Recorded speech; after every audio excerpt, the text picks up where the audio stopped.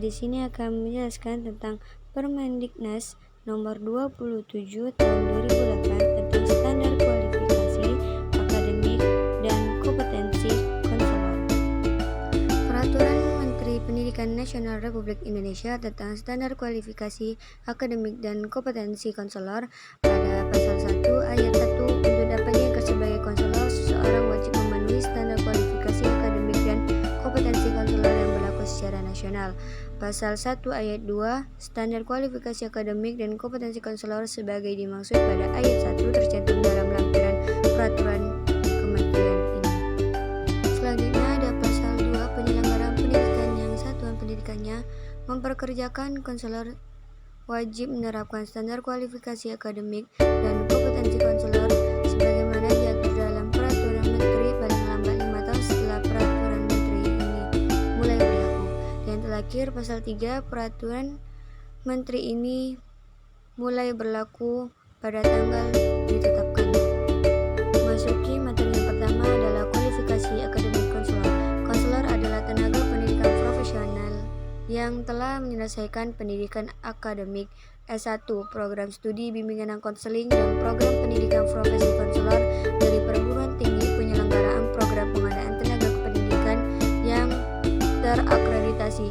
Sedangkan bagi individu yang menerima pelayanan profesi bimbingan dan konseling disebut konseli, dan pelayanan bimbingan dan konseling pada jalur pendidikan formal dan non-formal diselenggarakan oleh konselor. Kualifikasi akademik konselor dalam satuan pendidikan pada jalur pendidikan formal dan non-formal adalah 1. Sarjana pendidikan S1 dalam bidang bimbingan dan konseling, dan yang terakhir berpendidikan profesi konselor. Selanjutnya adalah potensi konselor. Rumusan standar kompetensi konselor telah dikembangkan dan dirumuskan atas dasar kerangka pikir yang menegaskan konteks, tugas, dan ekspektasi kinerja konselor. Namun bila ditata ke dalam 4 kompetensi pendidik sebagai tertuang dalam PP 16 tahun 2005, maka rumusan kompetensi akademik dan profesional konselor dapat dipetakan dan dirumuskan ke dalam kompetensi pedagogik, kepribadian, sosial, dan profesional sebagai berikut. Yang pertama ada kompetensi pedagogik, yaitu menguasai teori dan praksis pendidikan, mengaplikasikan perkembangan fisiologis dan psikologis serta perilaku konseling. Yang terakhir menguasai esensi pelayanan bimbingan dan konseling dalam jalur, jenis, dan jenjang satuan pendidikan.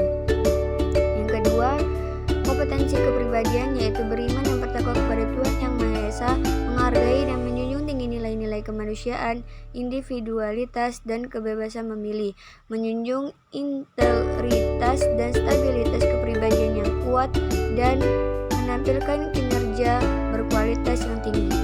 Yang ketiga ada kompetensi sosial, mengimplementasikan kolaborasi inter di tempat kerja, berperan dalam organisasi dan kegiatan profesi bimbingan dan konseling, mengimplementasikan kolaborasi antar profesi.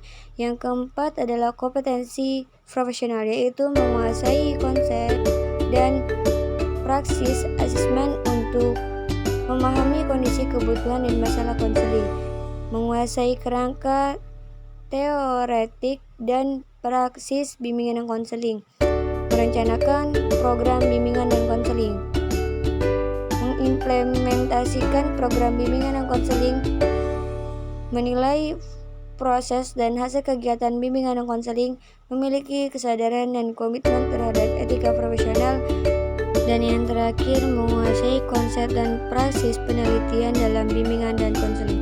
Mungkin cukup itu yang dapat saya sampaikan, kurang dan lebihnya saya mohon maaf. Pada Allah saya mohon ampun. Saya akhiri wabillahi taufiq wal hidayah. Wassalamualaikum warahmatullahi wabarakatuh.